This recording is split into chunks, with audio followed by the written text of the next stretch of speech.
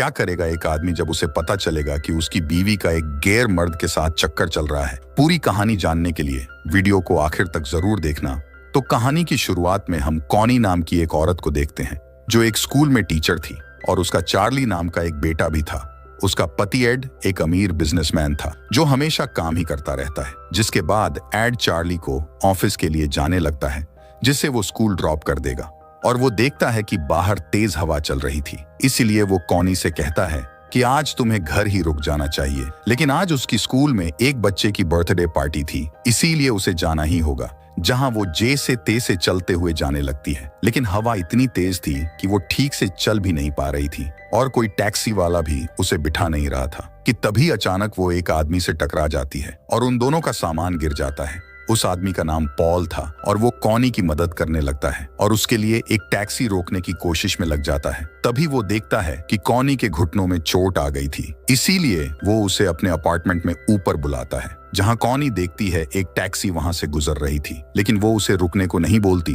और पॉल के साथ ऊपर चली जाती है। वो देखती है कि वहां पर कई सारी किताबें पड़ी थीं और वो उनको बेचने का काम करता था। जिसके बाद जब पॉल के बाथरूम में कॉनी अपनी चोट पर मरहम लगा रही थी तो बाहर पॉल उसके लिए चाय बनाने लगता है। जब कॉनी बाहर आती है तो वो दोनों थोड़ी बातें करते हैं, एक दूसरे को अपना नाम बताते हैं और जब कॉनी पॉल के फोन से उसके बेटे चार्ली को बता रही थी कि आज वो उसे लेने नहीं आ पाएगी तो अचानक उसके घुटनों पर पॉल बर्फ रख देता है जो कॉनी को थोड़ा अनकंफर्टेबल कर देता है। जिसके बाद वो कहती है कि अब उसे जाना होगा, लेकिन जाने से पहले पॉल उसे उसकी तरफ से एक किताब देना चाहता था और जब कॉनी ने उसके एक पन्ने को पढ़ा तो उसमें एक कविता लिखी हुई थी और पॉल उसके करीब आने लगता है, जहां कॉनी हड़बड़ा के वहां से चली जाती है और जल्दी से एक ट्रेन में वापस घर आती है। और जब चार्ली उसके घाव को देखता है तो वो उसके कैमरे से उसकी माँ की एक फोटो खींचता है और घर आने पर उसके डैड को बताता है। जहां जब कॉनी ने उसे पॉल के बारे में बताया कि उसने उसकी मदद की तो एड कहने लगता है कि तुम्हें उसका शुक्रिया करने के लिए एक वाइन की बोतल भेजनी चाहिए। उस रात एड उसके नए कैमरे से कॉनी को शूट करता है और फिर वो दोनों प्यार करने लगते हैं कि तभी चार्ली उनको आवाज लगाता है और एड मजबूरी में आधा काम छोड़ के जाने लगता है। अगली सुबह जब चार्ली को स्कूल भेजने के बाद कॉनी पॉल की उस किताब को पढ़ रही थी तो उसके अंदर से एक चिट्ठी निकलती है जिसमें पॉल का नंबर था। जहां जब कॉनी काम पर जा रही थी तो रास्ते में एक पैड फोन से वो पॉल को कॉल करके उसका एड्रेस मांगती है ताकि वो वाइन की एक बोतल उसे भेज के, लेकिन पॉल उसे उसके घर पर आने को कहता है और कोनी मान भी जाती है। जहां जब वो उसके अपार्टमेंट तक आती है तो पॉल उसके कोट को उतारता है और फिर उसके लिए कॉफी बनाने चला जाता है और कॉफी पीते हुए जब वो दोनों बातें कर रहे थे तो पॉल कोनी का हाथ पकड़कर उसे अंधे लोगों की एक किताब पढ़ाने लगता है। जहां कोनी उसके साथ काफी एंजॉय कर रही थी, लेकिन उसे ये गलत लगता है और वो वहां से जाने लगती है। कोनी सीधे उसके पति की ऑफिस में कुछ शॉपिंग करके जाती है, जहां एड के लिए काम करता बिल नाम का भी एक आदमी मौजूद था जो कोनी को अच्छे से जानता था। कोनी एड को एक स्वेटर देती है जिसे वो वहीं पहन लेता है कि तभी उसे किसी का कॉल आता है और वो उसके एक कर्मचारी पर चिल्लाने लगता है। जहां इसी चक्कर में वो कोनी पर ध्यान नहीं देता और फिर कोनी उससे झूठ भी बोलती है कि आज काम पर उसने गैलॉर्ड नाम के उनके एक दोस्त को चूना लगा दिया। घर पे रात को डिनर के बाद जब कोनी बर्तन धो रही थी तो एड नोटिस करता है कि वो किसी ख्यालों में डूबी हुई थी, जहां वो उसे बुलाए बिना ही सोने चला जाता है। अगले दिन फिर कोनी पॉल के पास जाती है और वो उसके साथ डांस करने लगता है, जहां पॉल धीरे धीरे उसके और भी करीब आ रहा था और कोनी कोई उल्टा कदम नहीं उठाना चाहती थी, इसीलिए वो चली जाती है। लेकिन तुरंत वापस अपने कोट को लेने आती है और तभी पॉल उसे पकड़ लेता है और कोनी को उसके बिस्तर तक ले जाकर उसके साथ अपनी हवस मिटाने लगता है। जहां कोनी उसे पहले तो रोकती है, लेकिन बाद में उसे भी मजा आने लगता है। जब वो ट्रेन से घर वापस जा रही थी तो बाथरूम में जाकर वो खुद को साफ कर देती है ताकि उसके पति को पता न चले।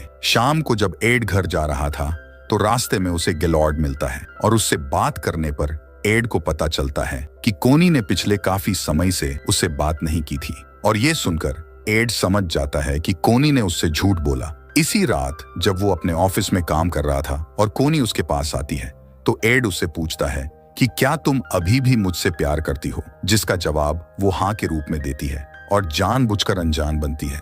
उसके बाद आए दिन कोनी पॉल से मिलने जाया करती थी और वो दोनों काफी करीब आ जाते हैं। जहां एक दिन वो दोनों एक रेस्टोरेंट में आए थे और वहां आया बिल कोनी को पॉल के साथ देख लेता था। उस रात जब कोनी बाथटब में नहा रही थी तो एड उसके साथ बैठ जाता है, जो कि कोनी के साथ आज रात गुलू करना चाहता था, लेकिन कोनी का मूड नहीं था और वो चली जाती है और एड को ये चीज बिल्कुल भी पसंद नहीं आती। अगली सुबह एड कोनी को उसके साथ आज लंच करने को कहता है, लेकिन आज वो पॉल से मिलने जाने वाली थी, इसीलिए वो बहाना मार देती है कि उस जॉर्जियाना नाम के एक ब्यूटी पार्लर में जाना है। लेकिन जब ऑफिस जाके एड उस ब्यूटी पार्लर में कॉल करता है तो उसे पता चलता है कि वहां कॉनी का नाम से किसी भी औरत का आज अपॉइंटमेंट नहीं है। वहीं जब कॉनी पॉल के अपार्टमेंट की तरफ जा रही थी तो उसे उसकी 2 सहेलियां मिलती हैं, जो उसे जबरदस्ती उनके साथ एक रेस्टोरेंट में ले जाती है। यहाँ पर जब कॉल करके कॉनी पॉल को बताती है कि वो उसके घर के सामने वाले रेस्टोरेंट में है, तो वो भी उस रेस्टोरेंट में आ जाता है और फिर वो दोनों वहां के एक बाथरूम में जाकर खूब घपाघप करते हैं। खैर, एक तरफ हम देखते हैं कि जब बिल की लापरवाही देखकर एड उसे काम से निकाल देता है तो बिल गुस्से में आके उसके परिवार के बारे में कुछ ऐसा बोल जाता है कि अब एड का शक यकीन में बदल गया था। इसीलिए वो एक प्राइवेट डिटेक्टिव को हायर करता है उसकी बीवी पर नजर रखने के लिए। वही कॉनी पॉल के ख्यालों में इतनी खोई हुई थी कि वो घर का काम भी ठीक से नहीं कर पा रही थी। जिसके बाद रात में डिनर करते वक्त एड उसे बताता है कि उसे कुछ दिनों के लिए शिकागो जाना पड़ेगा और अगली सुबह वो कॉनी को बाएं बोले बिना ही चला जाता है। उसके जाते ही कॉनी तैयार होकर पॉल से मिलने जाने लगती है और वो दोनों एक मूवी थिएटर में गुलू करते हैं, जहां जब वो बाहर आते हैं तो एड का जासूस उन दोनों की तस्वीरें ले रहा था। आज कॉनी पॉल के साथ इतना मजा कर रही थी कि वो चार्ली को स्कूल से लाना ही भूल गई और इसी चीज को लेकर वो बहुत दुखी थी और रो रही थी। वहीं पर एड को उसका जासूस कॉनी और पॉल की तस्वीरें दिखाता है और उसका सारा कच्चा चिट्ठा उसे पता चल जाता है। एक तरफ कल जो हुआ उससे कॉनी बहुत गुस्सा थी और वो पॉल के पास जाकर उनके रिश्ते को खत्म करने वाली थी, लेकिन तभी उसके घर के बाहर वो पॉल को दूसरी लड़की के साथ देखती है, जहां उन दोनों का पीछा करते हुए वो एक लाइब्रेरी में जाती है और पॉल के ऊपर गुस्सा करने लगती है। पॉल उसे अपने अपार्टमेंट में ले जाने लगता है और उसे समझाने की कोशिश करता है, लेकिन कॉनी उसकी एक नहीं सुन रही थी। जहां पॉल उसे पकड़कर उसे छूने लगता है और थोड़ा मना करने के बाद कॉनी भी उसके साथ देने लगती है, जहां वो उनके गलियारे में ही इंटीमेट होने लगते हैं। थोड़ी देर बाद हम देखते हैं कि पॉल के अपार्टमेंट के बाहर एड खड़ा था और जब वो दूसरी तरफ मुड़ जाता है तो पीछे से कॉनी इस बात से अनजान है कि उसका पति वहां पर मौजूद है। वो जल्दी से चली जाती है। उसके थोड़े टाइम बाद एड पॉल के पास आता है और उसे बताता है कि वो कॉनी का पति है। पॉल ये सुन के चौंक जाता है और कुछ कह नहीं पाता। एड उसके अपार्टमेंट में घुस जाता है और सारी चीजें देखने लगता है, जहां पॉल से बात करने पर उसे पता चलता है कि ये वही आदमी है जिससे कॉनी उस तूफान वाले दिन मिली थी। एड को बहुत सी बातें पता चलती हैं जिससे उसका दिमाग खराब होता है, लेकिन वो खुद को किसी तरह काबू में रखता है। लेकिन जब उसे पता चलता है कि जो गिफ्ट उसने कॉनी को उनकी सालगिरह वाले दिन दिया था वो गिफ्ट उसने पॉल को दे दिया है, तो उसे कुछ होने लगता है और वो पॉल के सर में वार करने लगता है, जिसका खून निकलने लगता है और वो जमीन पर गिर के वहीं मर जाता है। एड को कुछ भी समझ नहीं आ रहा था कि अब वो क्या करे, लेकिन फिर वो अपने दिमाग का इस्तेमाल करता है और उस अपार्टमेंट की सारी चीजों में से अपने उंगलियों के निशान मिटाता है और फिर पॉल की लाश को ले जाने लगता है। तभी उसके फोन में कॉनी का वॉइस मेल आता है जिसमें वो पॉल से ब्रेकअप कर रही थी। ये सुनकर एड में और भी हिम्मत आती है और वो पॉल की लाश को अच्छे से पैक करके उसकी गाड़ी की डिक्की में डालता है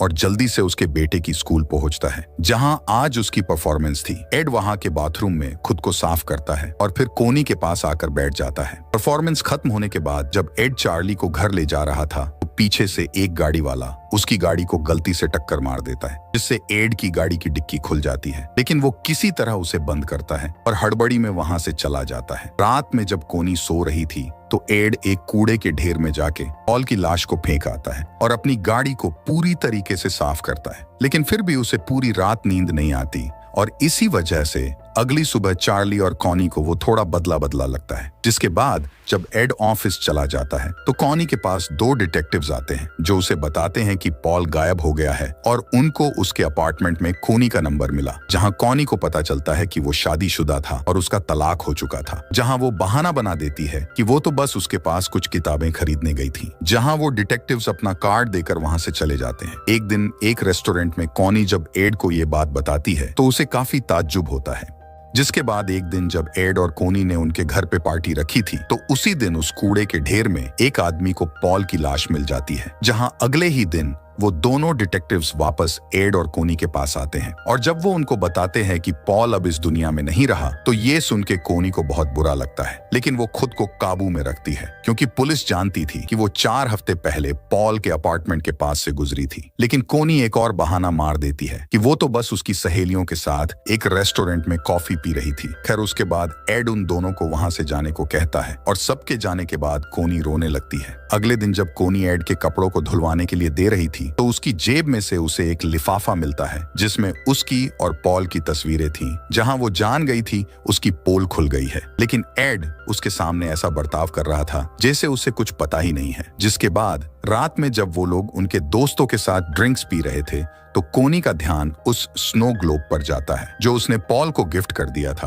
और ये देखकर वो सारा मांजरा समझ जाती है। सबके जाने के बाद जब वो एड से पूछती है कि तुमने क्या किया है तो एड गुस्से में आके सब बता देता है और कहता है कि मैं पॉल को नहीं तुम्हें मारना चाहता था। ये सब सुनकर कोनी को कुछ भी समझ नहीं आ रहा था कि तभी उसका बेटा उसके पास आता है जिसने सुसु कर लिया था। उसे देखकर कोनी कहने लगती है कि मैं और तुम्हारा पिता हमेशा तुमसे प्यार करेंगे चाहे कुछ भी हो जाए। और अगली सुबह जब एड चार्ली को अपनी गोद में बिठाकर पियानो बजा रहा था तो कोनी को उस स्नो ग्लोब के अंदर से एक चिट्ठी मिलती है जिसमें उनके परिवार की तस्वीर थी और जब वो दोनों एक दूसरे के सामने देखते हैं तो हमें पता चलता है कि उनके बीच अभी भी प्यार बाकी था। जिसके बाद कोनी उन फोटोज को जला देती है और उसे ख्याल आता है कि काश उस दिन वो पॉल के अपार्टमेंट में जाने के बदले उस टैक्सी को रोक के वहां से चली जाती तो आज उन सब की जिंदगी कुछ और होती। तभी उसके पास एड आता है और कहता है कि मैं खुद को पुलिस के हवाले कर दूंगा, लेकिन वो मना करती है और कहती है कि हम इस मुसीबत का साथ में सामना करेंगे। जिसके बाद वो एक नीलामी में जाते हैं जहां डांस करते हुए एड और कॉनी इंटीमेट होने लगते हैं और जब रात में वो घर वापस जा रहे थे